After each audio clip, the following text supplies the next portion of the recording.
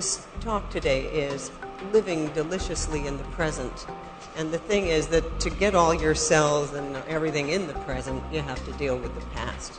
Right. And I found, Doris, working with you was hands down the most effective way that I have ever had to work with the past. So I want to let our listeners know a little bit about what that experience was. So I'm going to share some of my experience. And then one of the beauties of you is that there's nothing like 30 years of clinical psychology sitting with the same person week after week to know how it is, how you take care of somebody, how you have clinical presence. It's completely different from being an average psychic who gets a lot of pictures and input, but they have no way of helping the person figure out, what do I do with this information? It's the same with me as a gynecologist, years at the bedside saying, okay, well, this pelvic pain or this ovarian cyst didn't come out of nowhere, but how do you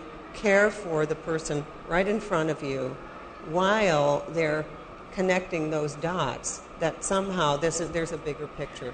The foundation that you have that is so solid, that's why I really admire your work so much, because you have been and are a board-certified OBGYN, you're a physician, you're a holistic healer, you're a writer, you're creative, you're amazing, and all of these things, when you bring them all together, it's treating the woman with a fullness that really is incomparable. Let me give an experience from my own life that I found so healing.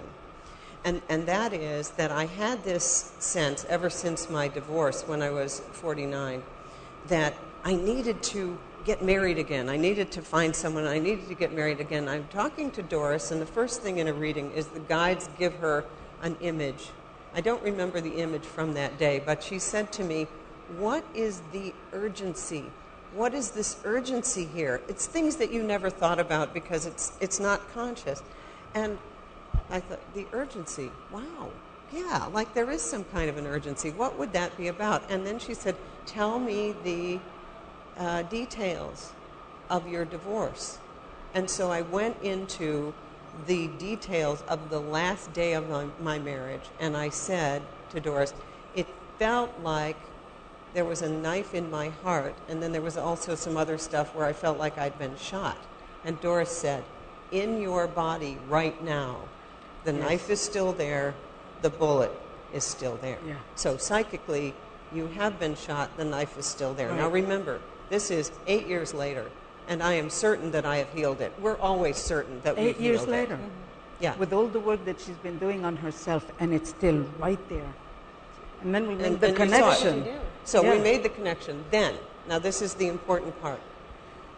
49-year-old Christian was still running my central nervous system, my endocrine system, my immune system. In other words, that woman who still had the knife in her heart and the bullet in her heart after the abrupt ending of a 24-year-old marriage was the one desperate to heal that wound, thinking, like we all do, that if you just go get married again, that will heal it. That's the healing. That isn't the healing.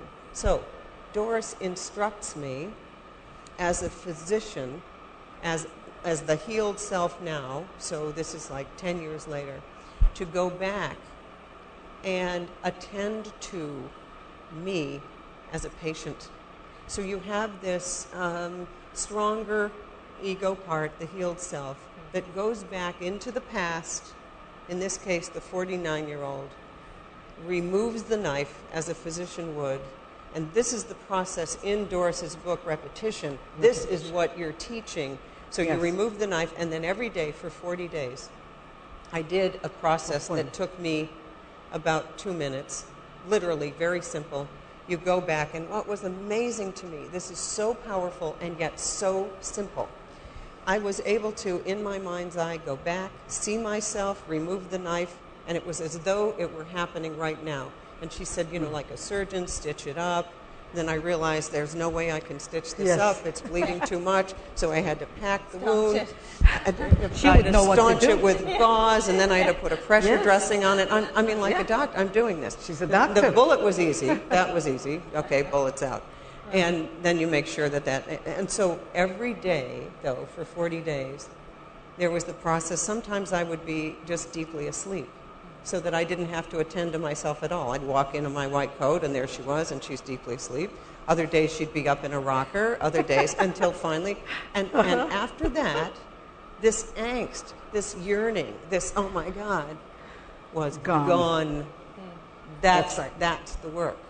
That's the work. Yeah. So that every part of me, in terms of relationship, could be in the present, which is the only thing we have, right? The only thing. That's the power of now. Eckhart Tolle, the power of now. But good luck getting to the power of now if you've got a part of you that is a wounded 2-year-old that's still running, let's say, your GI system or whatever it is.